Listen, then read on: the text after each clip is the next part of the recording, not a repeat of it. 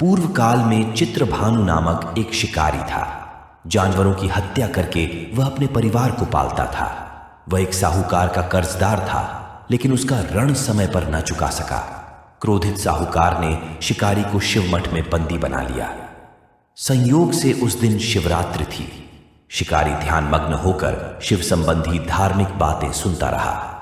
चतुर्दशी को उसने शिवरात्रि व्रत की कथा भी सुनी। शाम होते ही साहूकार ने उसे अपने पास बुलाया और ऋण चुकाने के विषय में बात की। शिकारी अगले दिन सारा ऋण लौटा देने का वचन देकर बंधन से छूट गया। अपनी दिनचर्या की भांति वह जंगल में शिकार के लिए निकला, लेकिन दिन भर बंदी गृह में रहने के कारण भूख प्यास से व्याकुल था। शिकार खोजता हुआ वह बहुत दूर निकल गया। जब अंधकार हो गया तो उसने विचार किया कि रात जंगल में ही बितानी पड़ेगी। वह वन एक तालाब के किनारे एक बेल के पेड़ पर चढ़कर रात बीतने का इंतजार करने लगा। बिल्व वृक्ष के नीचे शिवलिंग था जो बिल्व पत्रों से ढंका हुआ था। शिकारी को उसका पता न चला। पड़ाव बनाते समय उसने जो टहनियां तोड़ी वे संयोग से शिवलिंग पर गिरती चली गई। इस प्रकार दिन भर भूखे प्यासे शिकारी का व्रत भी हो गया और शिवलिंग पर बिल्वपत्र भी चढ़ गए।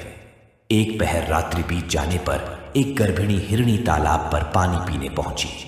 शिकारी ने धनुष पर तीर चढ़ाकर जो ही प्रत्यंचा खींची, हिरणी बोली, मैं गर्भिणी हूं, शीघ्र ही प्रसव करूंगी। तुम एक साथ दो जीवों की हत्या करोगे, जो ठीक नहीं है। मैं बच्चे को जन्म देकर शीघ्र ही तुम्हारे समक्ष प्रस्तुत हो जाऊंगी, तब मार लेना। शिकारी ने प्रत्यंचा ढीली कर दी और हिरणी जंगली झाड़ियों में लुप्त हो गई।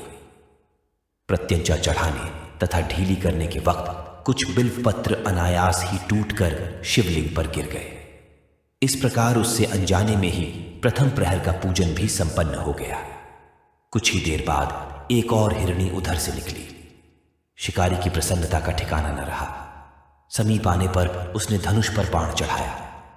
तब उसे देख हिरणी ने विनम्रतापूर्वक निवेदन किया, हे शिकारी, मैं थोड़ी देर पहले ऋतु से निवृत्त हुई हूं, कामातुर विरहिणी हूं, अपने प्रिय की खोज में भटक रही हूं।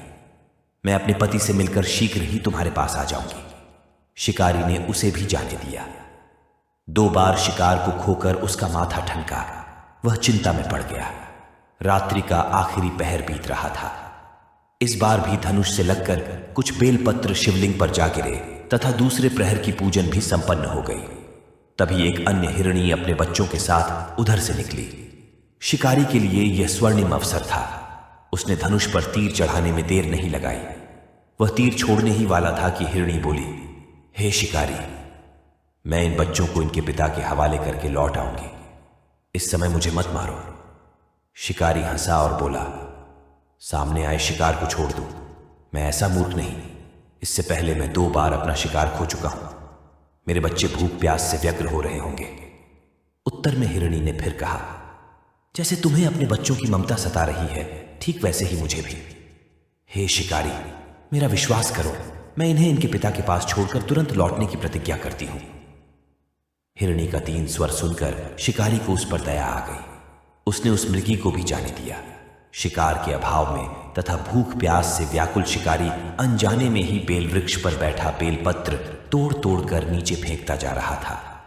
पौ फटने को हुई तो एक हृष्ट पुष्ट मृग उसी रास्ते पर आया। शिकारी ने सोच लिया कि इसका शिकार वह अवश्य करेगा। शिकारी की तनी प्रत्यंचा देखकर मृग विनीत स्वर में बोला, हे शिकारी, यदि तुमने मुझसे पूर्व आने वाली 3 मृगियों तथा छोटे छोटे बच्चों को मार डाला है तो मुझे भी मारने में विलंब न करो, ताकि मुझे उनके वियोग में एक क्षण भी दुख न सहना पड़े। मैं उन हिरणियों का पति हूं। यदि तुमने उन्हें जीवन दान दिया है तो मुझे भी कुछ क्षण का जीवन देने की कृपा करो। मैं उनसे मिलकर तुम्हारे समक्ष उपस्थित हो जाऊंगा। मृग की बात सुनते ही शिकारी के सामने पूरी रात का घटना चक्र घूम गया। उसने सारी कथा मृग को सुना दी। तब मृग ने कहा, मेरी 3 पत्नियां जिस प्रकार प्रतिज्ञाबद्ध होकर गई हैं, मेरी मृत्यु से अपने धर्म का पालन नहीं कर पाएंगी। अतः जैसे तुमने उन्हें विश्वास पात्र मानकर छोड़ा है, वैसे ही मुझे भी जाने दो। मैं उन सबके साथ तुम्हारे सामने शीघ्र ही उपस्थित होता हूं।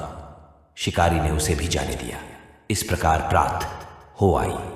उपवास, रात्रि जागरण तथा शिवलिंग पर बेलपत्र चढ़ने से अनजाने में ही पर शिवरात्रि की पूजा पूर्ण हो गई। पर अनजाने में ही की हुई पूजन का परिणाम उसे तत्काल मिला। शिकारी का हिंसक हृदय निर्मल हो गया, उसमें भगवत शक्ति का वास हो गया। थोड़ी ही देर बाद वह मृग परिवार शिकारी के समक्ष उपस्थित हो गया ताकि वह उनका शिकार कर सके। किंतु जंगली पशुओं की ऐसी सत्यता, सात्विकता एवं सामूहिक प्रेम भावना देखकर शिकारी को बड़ी ग्लानि हुई। उसने मृग परिवार को जीवन दान दे दिया। अनजाने में शिवरात्रि के व्रत का पालन करने पर भी शिकारी को मोक्ष की प्राप्ति हुई। जब मृत्यु काल में यमदूत उसकी जीव को ले जाने आए तो शिवगणों ने उन्हें वापस भेज दिया तथा शिकारी को शिवलोक ले गए। शिव जी की कृपा से ही अपने इस जन्म में राजा चित्रभानु अपने पिछले जन्म को याद रख पाए तथा महाशिवरात्रि के महत्व को जानकर उसका अगले जन्म में भी पालन कर पाए।